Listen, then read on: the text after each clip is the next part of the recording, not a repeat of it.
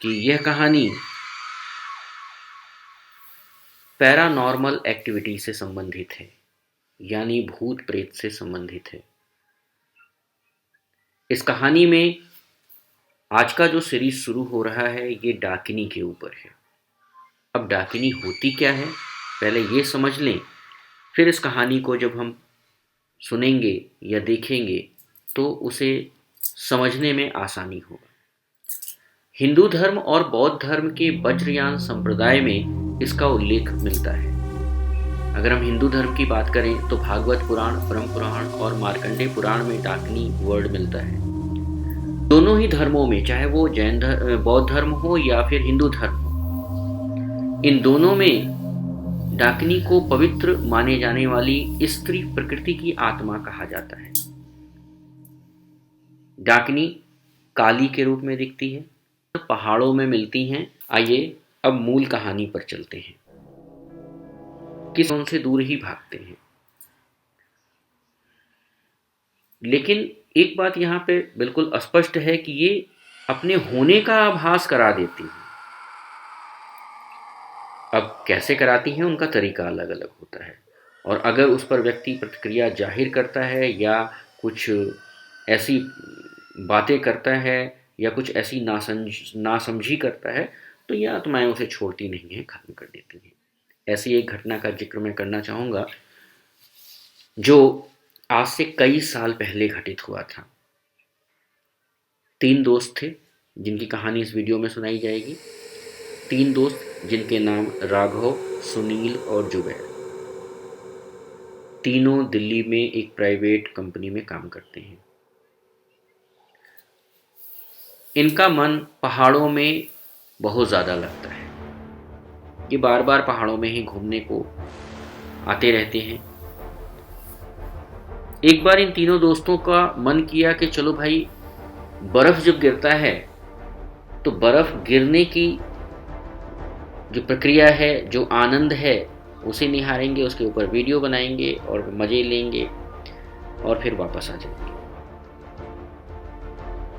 इन लोगों ने प्लान बनाया और दिल्ली से अगर पहाड़ की बात करें कि पहाड़ की दूरी कितनी है तो नैनीताल नज़दीक पड़ता है या फिर मसूरी नज़दीक पड़ता है। दोनों की दूरियां बराबर हैं, 300 के आसपास दोनों की दूरियां पड़ती हैं।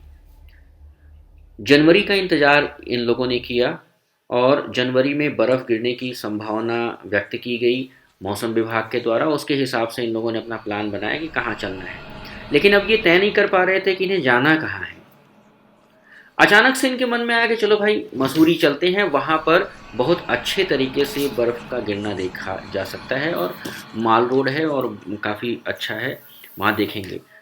तो फिर उन्होंने कहा भाई वहाँ पर बर्फ़ गिरता है तो मज़ा नहीं आता है, उससे ऊंचा हमने सुना है कि धनौल्टी है और धनौल्टी पर अगर बर्फ़ गिरने का आनंद लिया जाए तो वहाँ पे बर्फ़ बाकायदा पहाड़ों पे दिखती है और मज़ा भी बहुत आता है। तीनों दोस्त तय कर लिए कि धनौल्टी जाना है। ड्राइवर बहुत एक्सपर्ट था। रास्ते में बातचीत के दौरान उसने पहले ही बता दिया था कि भाई मैं बहुत बार लोगों को ले जा चुका हूँ, इसलिए बहुत घबराने की बात नहीं है, ड्राइविंग यहाँ पर मेरे लिए आसान है। खैर, ड्राइवर की बात इन लोगों ने मान ली और राटा भरते हुए दिल्ली से चल पड़ी। मेरठ आई और मेरठ से गाड़ी जब आगे रुड़की की तरफ बढ़ी तो इन्हें ठंड लगने लगा और समय भी, क्योंकि आगे का रास्ता काफ़ी चढ़ाई वाला था। इनको ऐसा लगा कि जैसे हम गलत रास्ते पर आ गए। मैप में देखना शुरू किया तो मैप सही रास्ता बता ही नहीं पा रहा था, मैप वहाँ पर काम ही नहीं कर रहा था एक तरीके से। बाएं तरफ कुछ रोशनी जलती हुई नज़र आ रही थी तो ड्राइवर ने बाएं तरफ गाड़ी मोड़ी और नीचे ढलान पे गाड़ी उतार लिया, क्योंकि मैप को अपडेट करना ज़रूरी था। ये अभी महज 100-200 मीटर आगे गए होंगे तो ऐसा लग रहा है जैसे ढलान पर ही कोई गाड़ी इनकी रोक रहा है। गाड़ी का एक्सीलेटर पावर ही नहीं ले पा रहा है। ये बात ड्राइवर के अब समझ के बाहर थी। बाहर घनघोर अंधेरा, जाड़े की रात, ठंड को चीर देने वाली हवाएं, सबको कपा रही थी।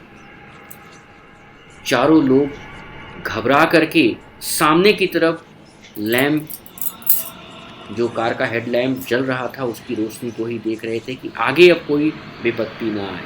ड्राइवर के इतिहास में ये अपने मोबाइल के टॉर्च को ऑन किया और गाड़ी के सभी टायरों को चेक करने लगा। अब बाकी तीनों लोग भी उतर चुके थे। ऐसा लग रहा था जैसा आगे कोई रास्ता है ही नहीं, और जो रोशनी उन्हें ढलान के नीचे दिख रही थी वो रोशनी अब और दूर नजर आ रही थी। कहने का मतलब है ये लोग धनौल्टी नहीं जा करके किसी और रास्ते पर चले गए थे जिसके बारे में इन्हें पता नहीं था। बार बार जैसे ही ड्राइवर बाएं की तरफ मुड़ता है, अचानक से उसके कानों में घरघराहट की आवाज सुनाई पड़ती। वो अपने टॉर्च की रोशनी को इधर उधर दिखाता है जैसे कुछ खोज रहा हो। उसे ये लगा कि कोई जंगली जानवर उसके ऊपर अटैक तो नहीं कर रहा है या सामने तो नहीं, लेकिन उसे कुछ दिखा नहीं। सुनील और राघव को भी ये आवाज सुनाई देती है। जुबैर थोड़ा अपने अलग टाइप का था। उसका दिमाग कुछ अलग तरीके से काम करता था। वो कार से नीचे उतरा और उतरने के बाद फोन मिलाने की कोशिश कर रहा हो, जैसे किसी को फोन करना चाह रहा हो और फोन न लग रहा हो, और वो आगे बढ़ गया। लेकिन जैसे ही पीछे मुड़ करके देखता है, एक बड़ी सी परछाई उसे नजर आती है। काले वस्त्र में एक बड़ी परछाई। वो डर के मारे कांपने लगता है कि ये है क्या, पहाड़ देख रहे हैं या फिर कोई खड़ा है मेरे सामने। अचानक वो ड्राइवर, सुनील और राघव कार के बाईं तरफ खड़े हैं, लेकिन जुबैर वहां नहीं है। सुनील को लगा कि जैसे जुबैर ने मुझे पुकारा हो। तीनों की टॉर्च एक साथ जल उठते हैं, लेकिन जुबैर का कहीं कोई पता नहीं है। आखिर विशाल आकृति जुबैर को ही क्यों दिखी? जुबैर कहाँ गया? क्या हुआ उसका, जिसे देखकर इन तीनों का हिम्मत पस्त हो गया था? जुबैर कहाँ गया? क्या हुआ उसका? इसे जानने के लिए देखें अगला वीडियो। Thank you.